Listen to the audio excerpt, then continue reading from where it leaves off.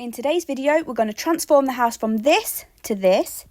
We're going to bring order to the chaos and turn something that's been causing a lot of stress and anxiety into something calming and cosy. Because that's what our home should be for us. We all deserve to live in a place we're excited to come home to. That doesn't mean it has to be showroom perfect, but home should be a comfort, not a stressor. And for the past few weeks, my house has been a stressor. And I could give you the ins and outs of how and why it's gotten this messy, but I'm not going to do that today. Because there are so many reasons why someone's house might get on top of them, and it's different for all of us. The whys aren't important. What's important is we're going to do something about it today. So first, I want you to take a deep breath and repeat with me. Mess is morally neutral. Mess is morally neutral. Mess is morally neutral. So we've gotten into a bit of a pickle.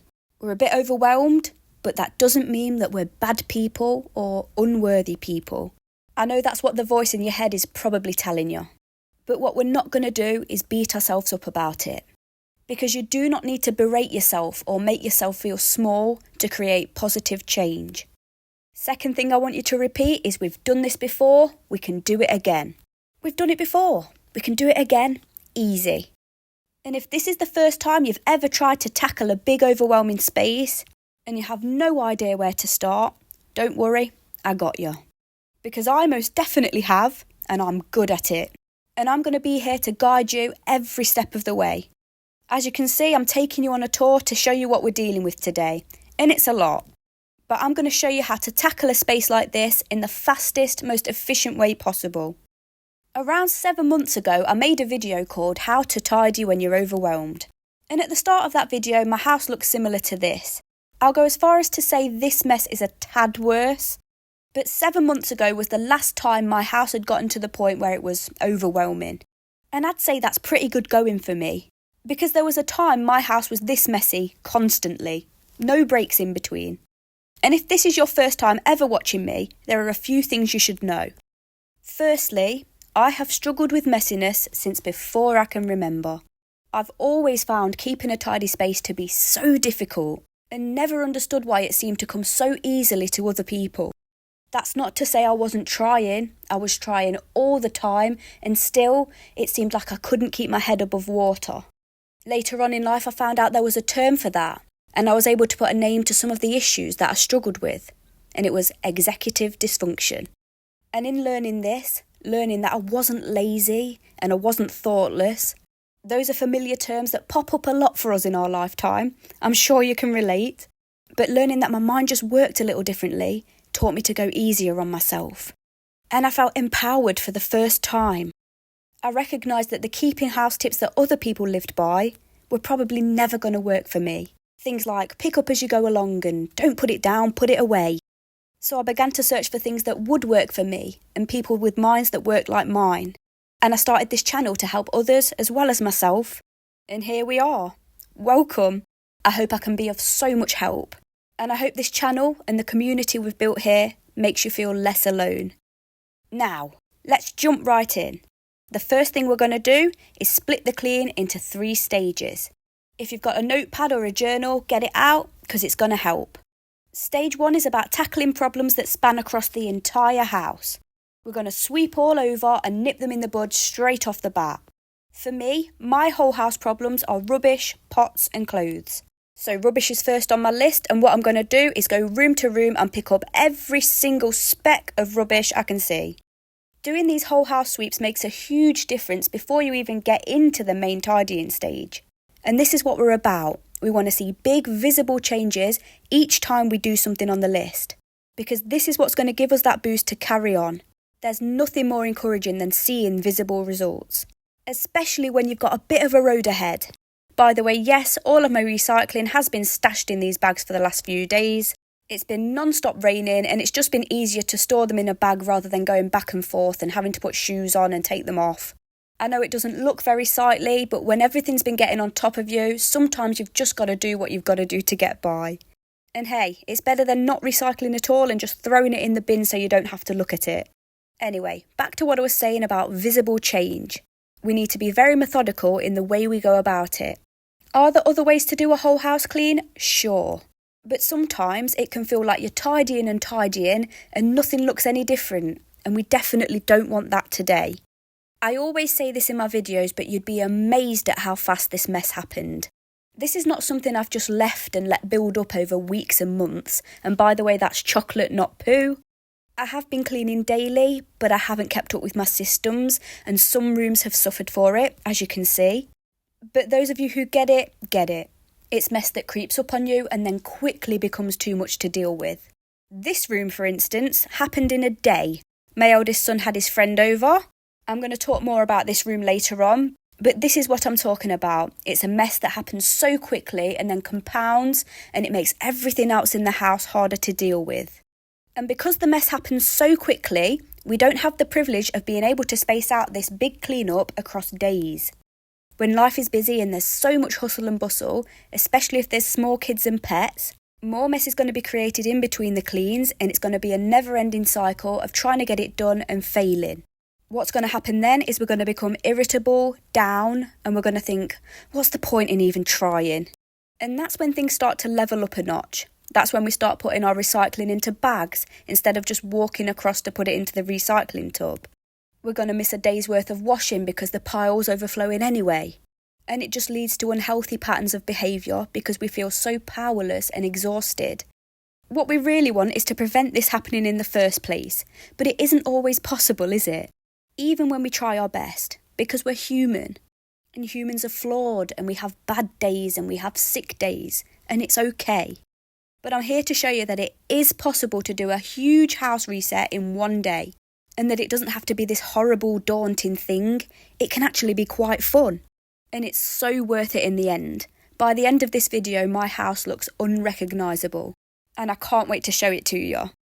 Spacing out cleans over days can be a fantastic way to do things too, and I do have videos on that as well. It all depends on the particular mess and your mental state and so many other factors. But in this specific instance, it was ideal to get it all done in the same day, because this effectively gives us a clean slate from which we can build a new system or new routine, and hopefully stop it from getting to this level of mess again, or at least for a very long time. Seeing it all clean will give you a new lease of life, I promise. So, as you saw, I went through the entire house and found all of the pots. There weren't that many upstairs, just a few forks and a glass.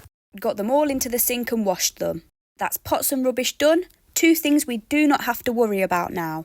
Next, I swept through the house and picked up all of the clothes. Some of it was washed and it just needed to be taken upstairs. Some of it was dirty and that went onto the wash pile of doom. It's overflowing because it's constantly raining here, we don't have a tumble dryer, so we can only do 1 wash each day. We can't have massive laundry days, unfortunately. It is what it is. Anyway, then I gathered up a load and put it into the washing machine. That's stage 1 complete, and if you've finished that, give yourself a massive pat on the back. Now, we're going to move on to stage 2. For this, we're going to count the amount of rooms we have in the house, and we're going to list each room that needs tidying by order of priority. So I wrote down 8 rooms. 2 of those were the landing and the stairs, and I know they're not technically rooms, but there were areas that needed sorting. And the room that was top of my priority list was the kitchen, and I know it's not technically the messiest, but there are other factors that come into play when you build your priority list. And I encourage you to put your kitchen top too, and this is why. We're going to wipe down a surface, whack the slow cooker out. If you don't own a slow cooker, casserole dish in the oven, just as good. And what we're going to do is we're going to prepare a hearty, nutritious meal that we can have slow cooking all day as we clean. This is going to take a massive weight off, because we know that once we've finished cleaning, we don't have to cook and do more pots. To save as much time as possible and make it as stress-free as possible, I got all my veg pre-chopped. I've got Ike here to help me out. He absolutely loves cooking, and I want to foster that love as much as possible, and I always get him involved. It's a nice way to add some bonding moments into your day too, especially when life's really hectic. I suffer with mum guilt terribly, and I want to give my boys as much quality time and as much one-on-one time as I possibly can. Sometimes as parents, with work and everything else we need to do, we aren't able to give as much time as we'd like to. And so 5-10 minutes here and there, food prepping, or using a 10-minute timer to clean a room together and chat, is a fantastic way to get things done and teach some life skills, whilst getting some quality time in too. Anyway, the best thing about making a stew or a casserole, especially if you've been having a rough time and you've maybe not been eating the healthiest, is it'll give you that sense of pride. You're looking after yourself and your family. You've got a pot of nutritious, wholesome food simmering away. It makes you feel like you've got this and you're starting as you mean to go on. And you'll get the lovely smell of home-cooked food flowing through the house as you go about your day. There's nothing better than that. Okay, so now that's done, we assess each room and we make a plan. So for the kitchen, I split it into 4 main tasks. Clear the table, clear the box of clutter on the top of Mushroom's cage that's been sitting there for months, clear the corner near the microwave and clear the surfaces, which would be the rest of the sides and anything on the floor. Making a plan for each room keeps us on track and stops us from getting distracted and flitting around and doing bits and bobs aimlessly, because that ends up taking a lot more time overall. If I don't have a very specific plan, it can easily take me a day just to do one room. And that's not an exaggeration. I have to follow a plan. I started with cleaning the table because it's the thing that's been causing me the most stress, probably out of all of the messes in the house. And that's because I'd put so much love into decorating for Christmas. The table was clear, it had a lovely Christmas tree on, and then all of our gifts ended up being piled on top of it ready to be wrapped. You'll be watching this video after Christmas now, but this clean was actually filmed on December the 17th. But yeah, I just couldn't deal with it being on the table for one more day. I actually wanted to enjoy the decorations and everything looking lovely, so I plonked it all in Charlie's car until we got round to wrapping it, which turned out to be the next day. Next, me and Ike got round to sorting through and finding homes for all of the miscellaneous stuff that always ends up getting stuffed into a box on the side. By the way, I know this is an Asda tray. We borrowed it to transport something heavy home and it's now back where it belongs. But the reason we have an everything box, or an area that things just get plonked into, is because, as a lot of you know, I desperately need to declutter and reorganise the kitchen cupboards. We need to free up storage space so that we don't have unsightly boxes and piles of stuff everywhere. If nothing else, it's just terrible for my mental health. I hate looking at them. And I know this sounds so silly and illogical, but seeing those things doesn't help at all with my motivation for the rest of the house. Because sometimes I think it doesn't matter how hard I work at keeping everything neat and tidy, it's still going to look kind of messy because we can see all of the things in those boxes. Or stuffed into the corner like we do with the microwave. And it sometimes gets to the point where I just think, what's the point in trying? And then, well, that's how things get on top of you, isn't it? And that's what we do not want. That's what we're trying to avoid here. So this was such an important thing for me to do today, just to find homes for the things. Even if that meant just stuffing them into already full cupboards and drawers for the time being. And don't worry, this is with the knowledge that I am doing Declutter January, and those cupboards will soon be lovely and organised. So if you're anything like me and you also have issues with clutter or too much stuff and not enough space, anything like that, I think my upcoming declutter videos will also be great for you and a nice follow-on to this video. Okay, that's the kitchen done. Next on my priority list was the landing. The landing's become a problem area in the house. The laundry basket's constantly overflowing, as I said, and there's not really much I can do about that. We already had a big declutter of the clothes. We could probably do with another one soon. But one thing we could solve was those boxes and that suitcase. They have been sitting there waiting to go into the attic for ages. And unfortunately, being 5'0", even with the ladders, I'm still not tall enough to put anything up there myself. I hate having to rely on others when I need to get something done, but what can you do? Charlie had just woken up, he was on nights later that night, so he put them up there. My dad had borrowed the ladders a while back and we only just got them back. And knowing that the stuff was finally gone and no longer blocking a huge part of the landing just felt like such a relief. I think we underestimate what a difference a clear space can make. I could just feel my mood lifting as I made my way through more and more things on the list. Anyway, I cleared the last bits and bobs from the floor, neatened the pile a bit, and that was that. Another room or area done, and on to the next one, which was my bedroom. And as you saw, my tasks for this room were fold and put away all of the clothes, make my bed and clear the surfaces. Easy as that. Funny I should say that though, because there was a time where folding and putting away clothes was the furthest thing from easy for me. It was something I constantly put off and let pile up. I'd just leave them in piles and take clean clothes from there, they never even saw the drawers or cabinets. As long as they were clean, I didn't care that they weren't put away, or that there was an ever-increasing mountain of clothes building in the corner of the room. It was a task that I just did not want to waste my time on, same as making the bed in the morning. I used to justify it with things like, well, I'm just going to get back into it later and mess it all up again. What's the point? While I eventually found a point, and that point was I adore the feeling of a calm and tidy bedroom. I might not be able to make it stay consistently tidy. We all know that's something I struggle with. But the thing that motivates me to tidy and tidy again and try to stay on top of it are those albeit fleeting moments of tranquility. When the floors are clear and the bed's made and there's a nice candle on, the kids are asleep, I've had a lush bath, put some new PJs on. You just can't beat that. I've said this before, but you have to reframe what cleaning means to you and attach a value to it. Something that will motivate you to get up and clean the same spaces over and over again. Cleaning for the sake of cleaning, it wasn't for me. I'm not someone who naturally enjoys tidying up. I found it monotonous and really a waste of my precious time. Because I just think, I'm going to be doing this all again tomorrow, and then the next day, and then the next day, forever and ever. But the thought of a bubble bath and then relaxing with some comedy in a clean room, that's a motivator for sure. And since then, and since creating this channel, I've actually learned to really appreciate the process of cleaning and tidying. Watching a messy space transform into something cosy and beautiful, it's actually a kind of meditation for me.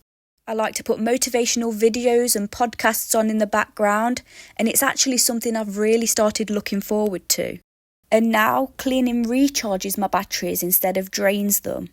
And that's because I've implemented and added tools and tricks that work for me. But mostly, it's because I've found ways to shift the way I look at it. You wouldn't think it, looking at the mess the house has gotten into in this video. But as I said, we can't always be on top of our game and consistent. As you can see now, I've moved on to the upstairs bathroom. And my tasks for this room were to clear the floor, clear the sides, and get rid of some of the old bath toys. I like to do this periodically because even though these toys are designed not to let in mould, most of them still aren't completely mould resistant. Now that room's done, we're moving swiftly onto the stairs. And I found that as I moved towards the middle of the priority list, the rooms became easier to manage and the tidying took half the time as the higher priority rooms. And this is ideally what we want to happen. I didn't need to write a task list for the stairs because what needed to be done was simple: get them clear. Before moving on to room 6, I had to do the school run and Ike decided to have a little nap, which was a good thing because that meant getting the last 3 rooms done became a lot simpler.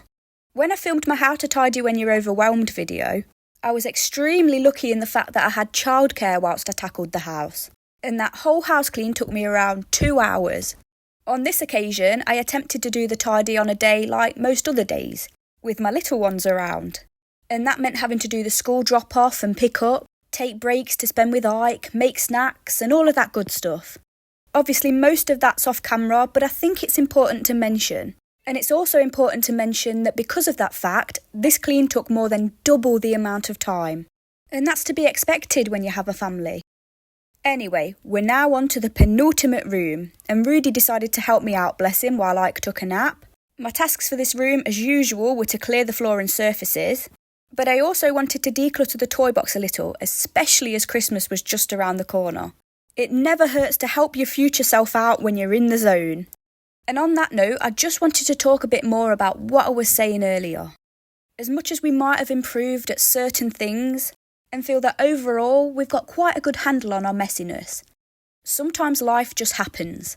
And the worst thing you can do when it does is hate yourself for it. Because listen, we've got to live with ourselves forever. I'd say our relationship with ourselves is the most important relationship we'll ever have.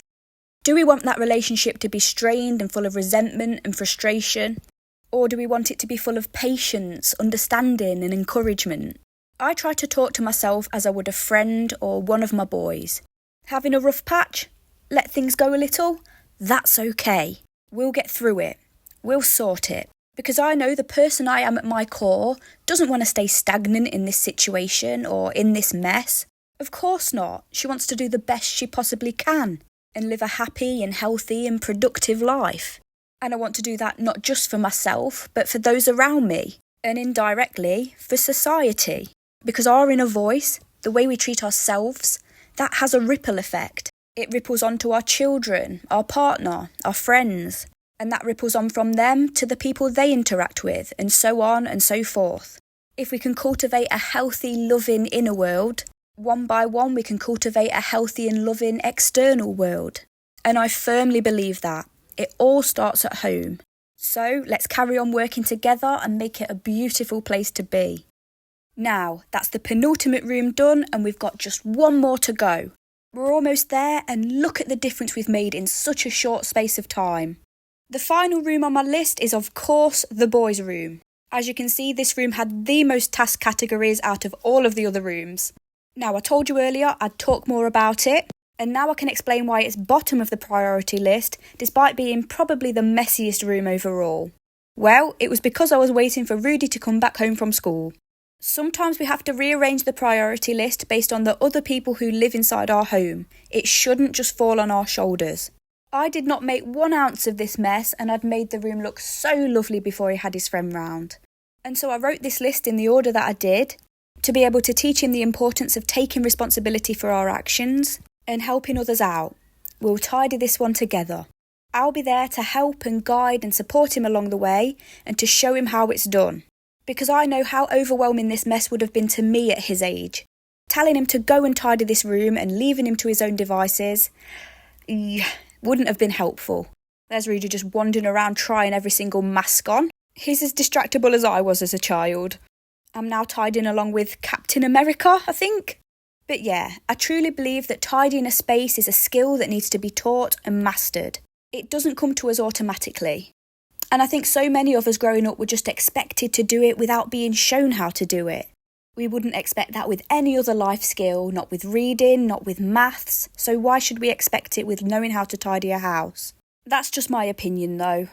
Being the way I was as a child, I have a lot of trauma and issues surrounding keeping things tidy.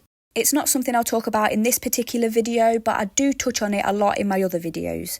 One thing that I'm always trying to work on is building good home habits that I can implement and stick to, such as using lists and timers to tidy up, that I can then pass on to my children so that their homes don't get into overwhelming states. I can't expect them to keep the house tidy from day to day if I'm not leading by example. I've said earlier that picking up as I go along throughout the day is something that I really struggle with. It's just not compatible with my brain. I've tried it so many times, you would not believe how hard I've tried. It doesn't work for me. It makes me irritable and anxious. I'm on everybody's case, I get obsessive, I can't sit down and relax. It's just not good for anyone in the house. I'm a very all or nothing person. Big clean-ups at the start and the end of each day, that's more up my alley. But it doesn't mean that I don't try and guide my children throughout the day and say, hey, we don't leave our clothes here, do we? Remember, we put our rubbish in the bin, not on the side. You know. It would be a disservice to them if I didn't at least try to teach them the ways that most people do it. That's the easiest way. It really is, and I acknowledge that. My eldest son especially is very similar to me, and so I want to be able to teach him ways to manage so that he doesn't go through life with self-esteem issues surrounding his home. I'm constantly learning and trying so that I can be better for them and be the parent they need. As I said before, it's been 7 months since my house got into a state like this. Does it get messy? Yeah, daily mess. It might not seem like it from an outsider's perspective, but I've come on leaps and bounds.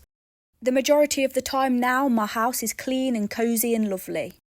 It's not perfect by any means. It's lived in, but I'm not embarrassed of it. And I'm so proud of myself for that, and I want to help others like me feel that way too. Okay, that's stage 2 done. What an amazing achievement. Seriously, if you've gotten this far in your own house, you've done incredibly well. We're just stopping to have a dinner break now before we move on to stage 3. But if the first 2 stages are all you manage to do today, and if you decide, or for whatever reason are unable, to move on to the final stage, that's perfectly understandable and okay. Look at the difference you've made in just those first 2 stages. Well done. Stage 3 is all about cleaning. We're going to get everything shiny and sparkling now. And just like stage 2, we're going to do it by order of priority. Some would argue that the house being clean takes priority over it being tidy. As we all know, a tidy house and a clean house are 2 completely different things. And usually, a little mess isn't too bad as long as everything's sanitary.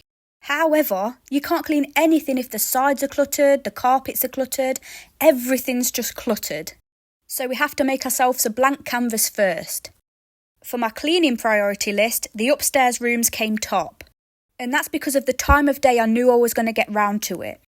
I wanted to get upstairs done first so that my boys could come with me and play. That way I could listen out and keep an eye on them whilst I got it done. And then later, after they'd gone to bed, I could make my way downstairs and clean there. I ordered it this way because I wanted to mop the floors downstairs with bleach. And I couldn't really do that, 1, with them down there breathing it all in, and 2, with them running in and out of rooms onto the wet floor. My youngest, Ike, he's only 2 and he doesn't understand what I mean when I say, don't run into this room at the minute. Do you know what I mean? So I made very calculated decisions when picking which rooms to do first. Your priority list might look completely different to mine depending on your circumstances. It's all about assessing the situation and figuring out what will work best for you, even when it comes to the amount of time it takes to complete all 3 stages.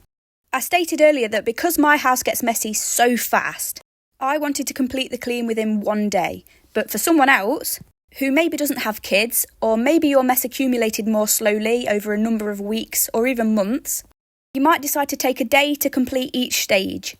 Or you may decide to go through the priority list and do 1 room a day. It's completely up to you. There are also other ways to go about this clean. In my How to Tidy When You're Overwhelmed video, my method was slightly different. And instead of doing the tidy in phases and by room, I tackled the house as a whole. For example, I listed each thing that was a problem, pots, clothes and rubbish, just like I did in stage 1 here.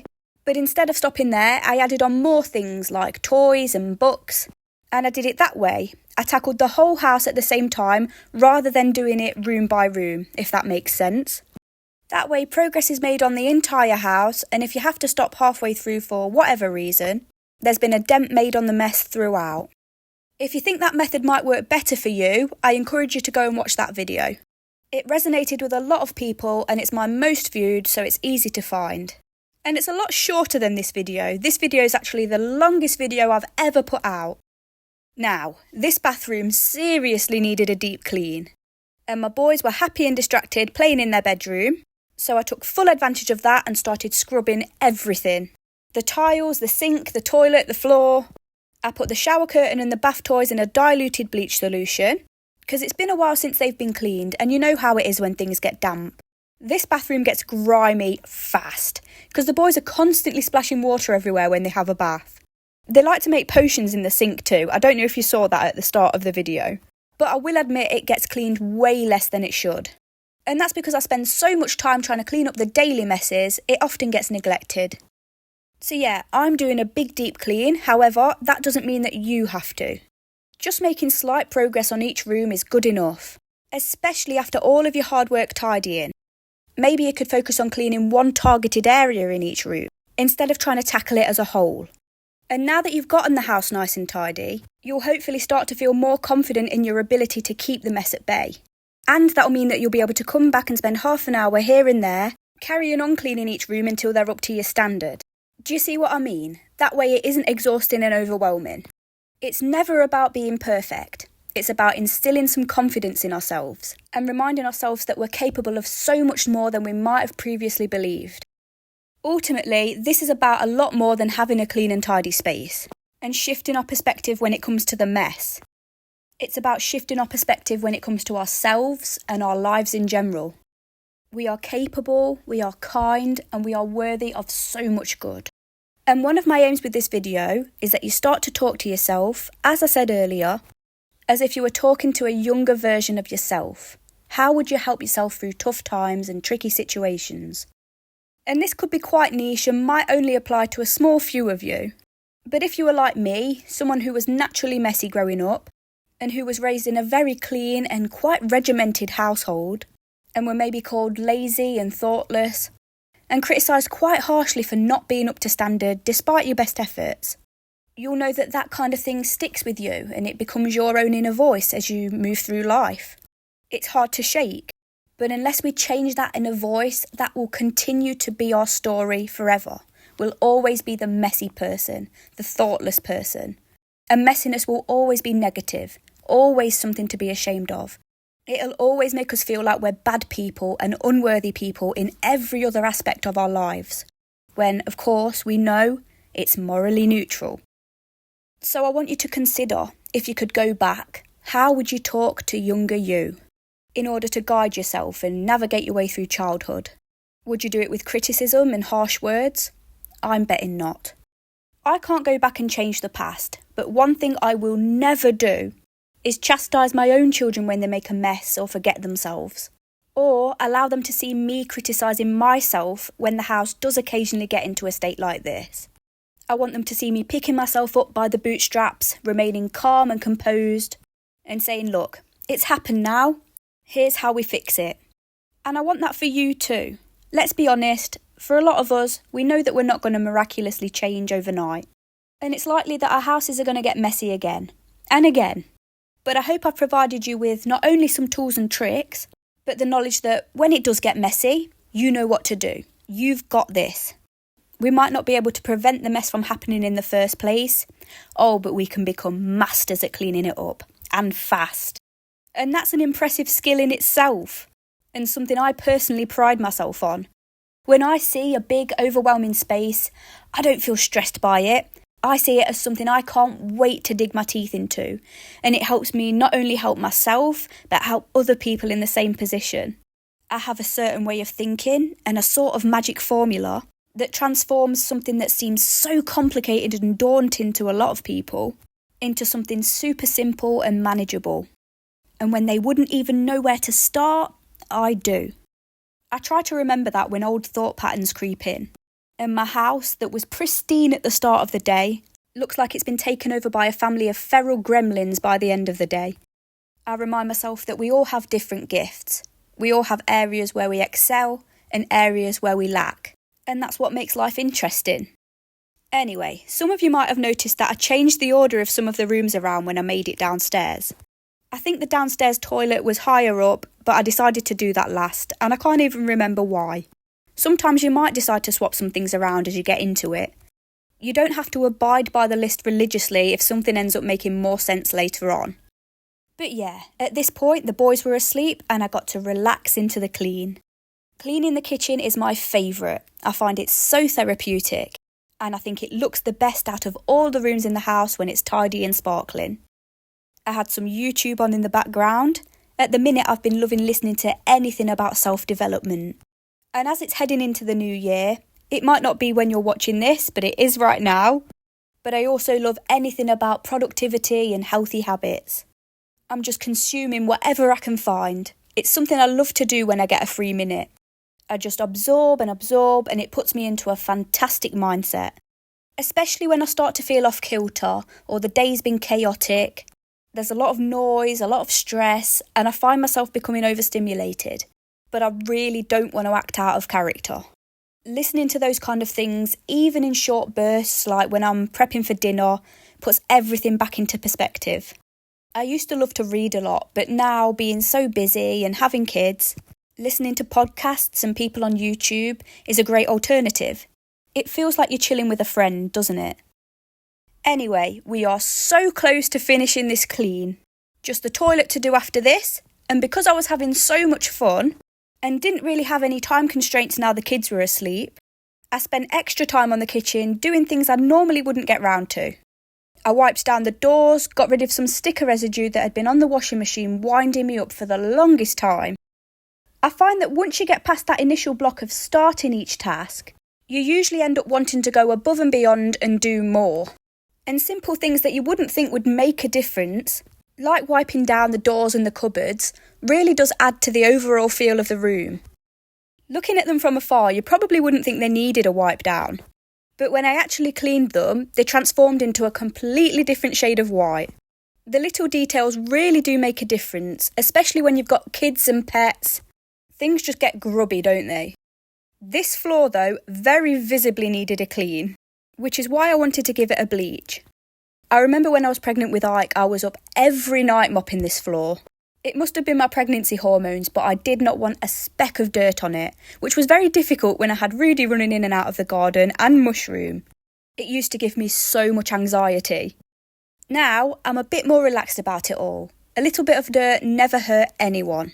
Within reason, obviously, but it's just as detrimental to our immune systems to be bleaching and disinfecting everything constantly as it is to be letting sheets of dirt accumulate all across the house. Both extremes are unhealthy in different ways. We need some good bacteria on our skin and in our gut, and unfortunately sanitisers and bleach don't discriminate between the good and the bad. So I think it's important to be balanced.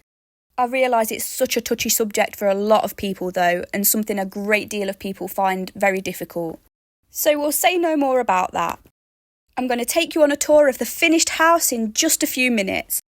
But I just want to take the time now to say that if you've stuck with me this far into the video, you're a real trooper. Whew, it's been a long one. I know I do ramble on a lot, but I hope you found it helpful and enjoyable, and that I've kept you company while you tackled your own space, or just while you snuggled up with a cuppa. I know there are many of you that don't watch so much for the cleaning, but to listen along. So yeah, I hope you've enjoyed your time here today. And for anyone who isn't a fan of the chatter and who likes to watch just for the cleaning, there is a mute button, friends, and I don't mind one bit if you use it next time. I work just as hard on the visual aspects as I do the voiceovers, and I wouldn't want people to miss out simply because my voice is a bit annoying. For whatever reason you're here, I'm so grateful you are. Now, I've just got to finish these floors and then I'm ready to take you on a tour. I'm not going to do the before and afters here because the video's already long enough as it is, so please try to remember or scan back to the start to remember what it looked like originally. And here we are, a clean and tidy kitchen with a nice clean floor. It's important to note that we simply do not have space to store away all of the things. So Rudy's bike lives next to the table so it doesn't rust outside. The Hoover's always parked next to the shoe cupboard. Some toys are too big to put away. You get my drift. At the end of the day, this house could be at its neatest and there will still be things laying around. Because it's lived in and it's used, and I wouldn't want it any other way. I hope down the line we'll have a bigger place with a big storage cupboard and a shed for the kids' bikes. But for now, I'm just so grateful for what we do have. There was a time I'd just moved home from uni, newly pregnant, and I was living in my bedroom at my mum's house. It took me 2 years to find a place of my own. What I'm saying is, it's important to be grateful and remember that there was a time that we were dreaming about the things we have now. Us humans adapt quickly and we get used to what we have quickly, to the point that we take it for granted. It is natural. We have to work every day to remind ourselves just how lucky we are. And while I started filming the finished result, somebody decided to wake up and start playing in the middle of the night. So unfortunately, this room wasn't how I left it, but look at that happy baby. A prime example of what mess can be made in a matter of minutes, though. Oh well. I put him back down to sleep very shortly after this because I had been waiting all day to treat myself to a lush bath. Here's my eldest fast asleep in the most cosy room. But yeah, I always like to reward myself with something luxurious, whether it's a bubble bath or a takeaway. Just anything that makes my heart happy as a treat for putting so much work in. And I'd gotten lots of Lush bath bombs and products from when I went to Liverpool for my birthday. Some of you will have watched that vlog. So I told myself, yeah, I don't care how late it is, I am having a Lush bubble bath. I chose all the lavendery smells, turned the lights off and put my Star Machine on. Just wait. I've had this Star Machine since I was a teen. It's my favourite. And I don't know if you think so, but I think it's well deserved. I'm so proud of myself, so happy that it's finally over, and at this point in time I was able to enjoy a clean house at Christmas with my family. Thank you so much for watching, and I'll see you in the next one.